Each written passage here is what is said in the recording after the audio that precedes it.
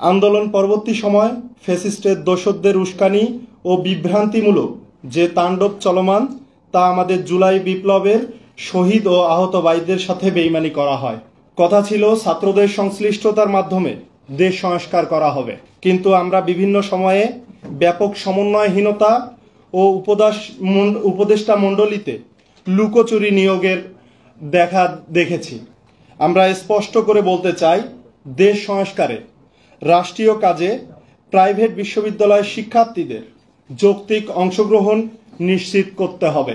Private বিশ্ববিদ্যালয়ের শিক্ষার্থীদের আন্দোলনের অংশগ্রহণ ও স্টেকের ভিত্তিতে দেশবাসী বিশ্বাস করে পাবলিক, মাদ্রাসা এবং অন্যান্যদের পাশাপাশি প্রাইভেটের অবদান কোনো অংশে কম নয়।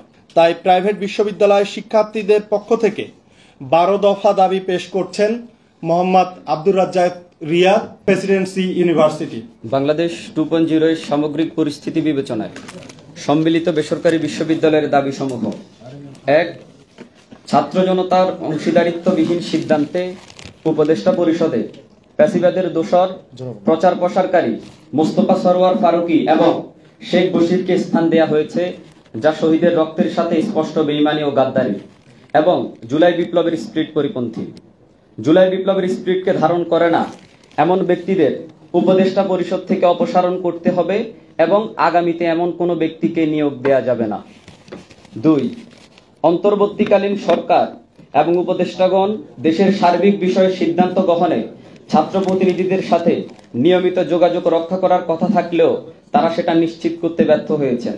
সেক্ষেত্রে পরবর্তী সময় থেকে দেশের সার্বিক পরিস্থিতি বিবেচনায় সিদ্ধান্ত নেয়ার ক্ষেত্রে ছাত্র প্রতিনিধিদের অংশগ্রহণ অবশ্যই নিশ্চিত করতে হবে।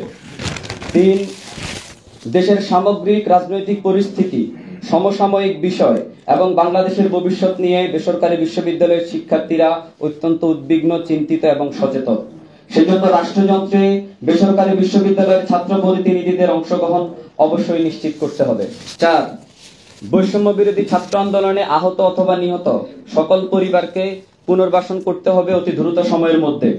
পাশাপাশি হাসপাতালগুলোতে জুলাই বিপ্লবে আহতদের চিকিৎসা দেওয়ার ক্ষেত্রে যে সমন্বয়হীনতা, অব্যবস্থাপনা দেখা দিয়েছে সেটা অতি দ্রুত সময়ে নিরসন করতে হবে। কারণ আমরা বিশ্বাস করি যে যাদের আত্মত্যাগের উপরে দাঁড়িয়ে এ স্বাধীনতা আমরা পেয়েছি, তারা যদি সুষ্ঠু চিকিৎসা না পায় তাহলে এই স্বাধীনতার কোনো মূল্যই থাকবে না। 5.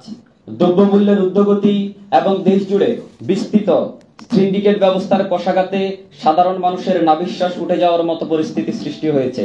এমত অবস্থায় বাজার মনিটরিং সহ দেশের সকল পর্যায়ে সিন্ডিকেট প্রথা বিলুপ্ত করার জন্য ছাত্রদের অংশীদারিত্বের ভিত্তিতে অতি শীঘ্রই একটা পেট্রোল টিম গঠন করতে হবে। 6.